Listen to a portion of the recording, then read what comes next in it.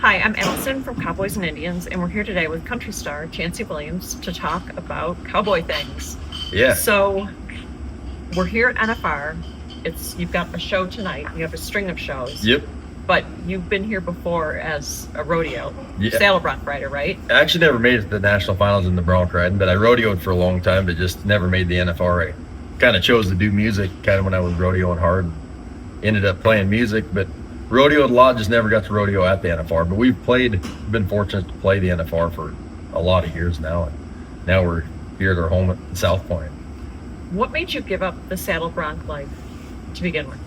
I think it was music. I kind of just seen, rodeoing's kind of a young man's game. So, there's only it expires after a few years when you're young. So I knew that there would be more longevity to playing music. You can sing songs and write songs till you're dead, really. So I just thought when I was younger to choose a path for a career, I would do music because I could do it a lot longer. I miss rodeo. It was a lot of fun, and it kind of got me where I am today in music, just because the rodeo world and the rodeo family is real small. Everybody knows everybody. So the rodeo helped my music career, but I just thought, rodeos or music's a good way to kind of continue rodeoing later in the life, like we are here. We're at the rodeo playing. Right. Yeah. Was there ever a point where you were doing both things simultaneously? Like, yeah, you kind of were crossing both careers at once? For sure. So I started a band in high school, like my senior year, and so all through college and out of college was playing. That's kind of when bronc riding was, number one. Like, that's all I was doing, was riding saddle broncs and rodeo, and so that was my main focus. And we had the band just kind of for fun, but it kind of got to a point where I kind of had to choose. We would play a rodeo dance, and I'd ride in the rodeo sometimes the same day, so it kind of got to be too much. And then I was a pickup man for a while, so I was picking up rodeos, riding saddle broncs, playing music, and I felt like for a while there was kind of doing mediocre at all three. And my dad was like, just pick one of those three that you love to do and do it really good. And so that's kind of when I chose music. I figured I could do it a long time, but it was fun. Playing those rodeo dances was fun that I rode in that day. So it was a lot of fun. It was just it was really hectic. Do you miss things about being a saddle bronc rider? Yeah, for sure. And I think if you ask any rodeo cowboy, once you've done it, it's in your blood. It's really hard to give up. I think it's something that you dream about your whole life. Like, my dad even talks about it. Dad's in his 70s and says he still misses it from time to time. Still has dreams about getting on. So I think it's that adrenaline rush and the competitiveness of being a rodeo cowboy that will never really get out of your system. But like I said, it comes to a time with riding rough stock, for sure you can't do it forever. Well, do you get that same kind of adrenaline rush when you play shows like this? Yeah, you do. Like stepping out on stage, like even tonight, you'll have that same rush, and you still have the butterflies that make you want to do good, the same as if you're getting on a bucking horse. But it's just it's a little bit different. The music's a little bit more controlled. We can kind of control the show. Not that it goes exactly as smooth as you want every night, but you try it.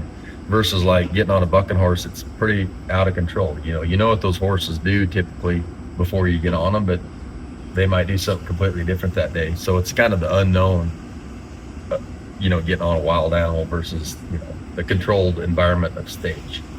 And then while you're here for NFR, will you get the opportunity to go watch some of the rodeo at all? Yeah, typically we try to go one night out and see it, but they've done such a great job over the years of putting it on the screens at every casino. Right. Sometimes it's easier especially on nights we have to play, just to watch it from here.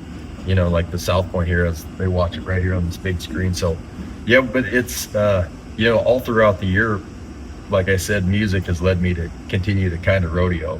So we get to play all these rodeo, then go watch them during the day, whether it's Cheyenne Frontier Days or some of those. So it's a lot of fun.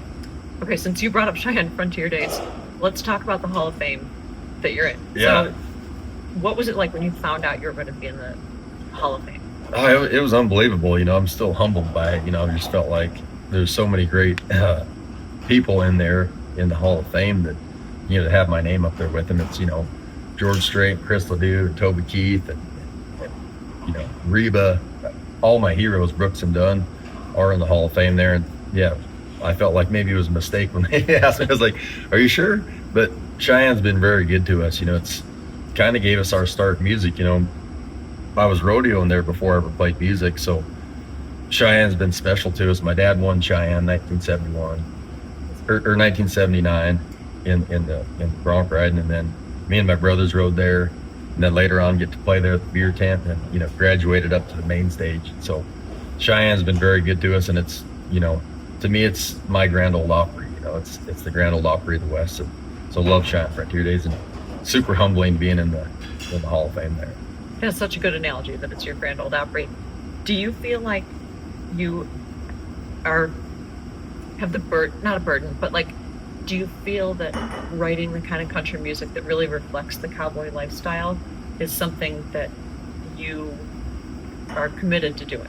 For sure. So like I'm just a ranch rodeo kid from Moorcroft. So, and all of my friends and colleagues and stuff are cowboys. So I feel like it's my responsibility to write accurate cowboy music and country music. So, I get pitched a lot of songs in Nashville that have the word cowboy in them, but typically they're not quite written right.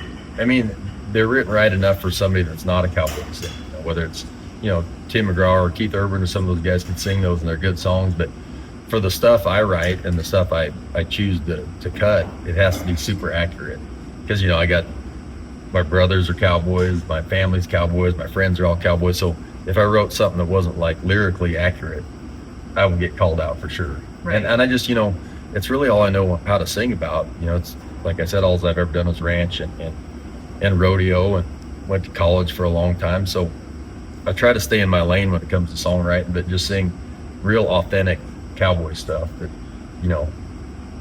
I try to write stuff that these guys, Stetson Wright and his brothers going down the road might turn on and know that I wrote that about one of those guys or something. Yeah. That's great. Yeah. That's great. The staying in your lane thing, I think as a fan, I appreciate that because, you do see singers sometimes singing about something and you're like, that doesn't make any sense. So for you, this makes for sure. And I've always said it, like fans, you can't fool your fans. If you're trying to, fabricate a story or your past, they know it right away. So like, I think it's always been good just to be super truthful to your fans and authentic as possible. That way interviews are easy. You don't have to fabricate anything. You just talk about yourself and your upbringing. But like, I've seen a lot, not only in music, in other, careers, that you can tell when somebody's not fully authentic or it's not truthful, and fans know that. Right. Yeah. Right. And you're not leaving here and getting on a private jet and going, to Beverly Hills or something. Right. You're going to go back to Wyoming. Yep. So tell me about your lifestyle when you are not performing. You're not like, what's a typical day like? Oh, like I said, I've always lived in Wyoming. It's, I go to Nashville a lot for work, go down there and write and record and, be present to win in the music business thing. I love it, but Wyoming's my home forever. Like I said, my folks bought our ranch in Moorcroft in 1985, and I have a house there, ranch with my family, but then I also have a house in Laramie, Wyoming, where we kind of base the band and the buses out of Laramie. So spend some time in Laramie, Moorcroft, and Nashville, but Wyoming's for sure always my home. And it, I have people in Nashville all the time ask me like, why don't you just move out here? You're here a lot. I'm like, well, I can't really explain it. I think if I'd have grown up anywhere other than Wyoming, I probably would have moved to Nashville full time. But there's just something about, having your upbringing, being in Wyoming. It's hard to explain to anybody that hasn't lived there. Yeah, it's cold and windy in the winter, but the summers are great and there's not very many people. So there's just something super special about our great state. We're proud of it. It will forever be my home. What about horses? Yeah, we got quite a few horses on our place, and we still do, most ranch work horseback. And, Dad is one of the greatest cowboys. He is the greatest cowboy I've ever met. So he raised me and my brothers to be good horsemen, to ride. And we ride a lot. And so it's a nice break from the road life when I get to go home and do real ranch work. We get horseback and you're away from everybody, and it brings me back to what like I said, I think I know more about ranching and rodeoing than I do music. I just ended up in music, so I chose music as a career that I knew nothing about.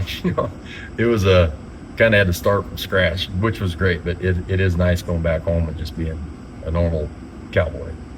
Were there cowboy singers when you were making the decision to maybe leave saddle bronc behind and do this? Were there cowboy singers that you looked up to and thought, that's the kind of singer For sure. I want to be? Yeah, obviously Chris LeDoux. Chris is the king of Wyoming.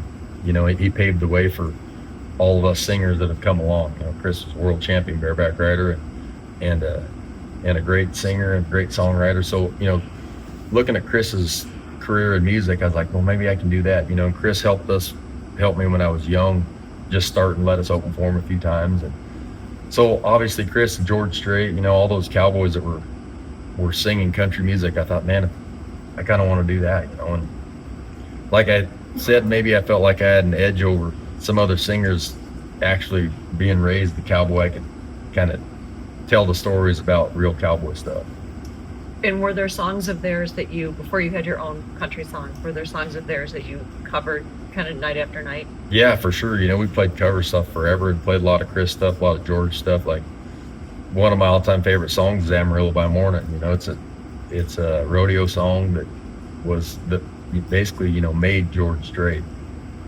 And Chris LeDoux, 8-second ride. When we were growing up rodeoing, we'd have that CD and pickup. We'd listen to Chris all the way to rodeos just because he was singing about the stuff that we were doing, and that's where I wanted to be like I am today.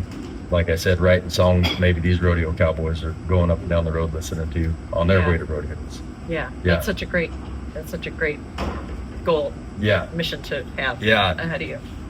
Yeah, Chris, he was, like I said, he's the king of Wyoming. There has been, and we get compared to Chris a lot, which is great, but I never really wanted to be Chris. There's only one Chris LeDoux, but for sure looked up to him as a singer, for sure, and just a guy that represented our state well, and super humble and nice to everybody. And I've tried to carry that in our band and our travels coast to coast. Wherever we go, we feel like it's our responsibility to represent Wyoming the way it should be.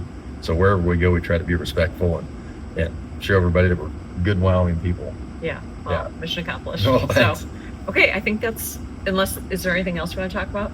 No, just that I always like to thank our fans. Like we've like I said, earned it the hard way in the music business. I didn't know how to plug a guitar in or tune a guitar when we started.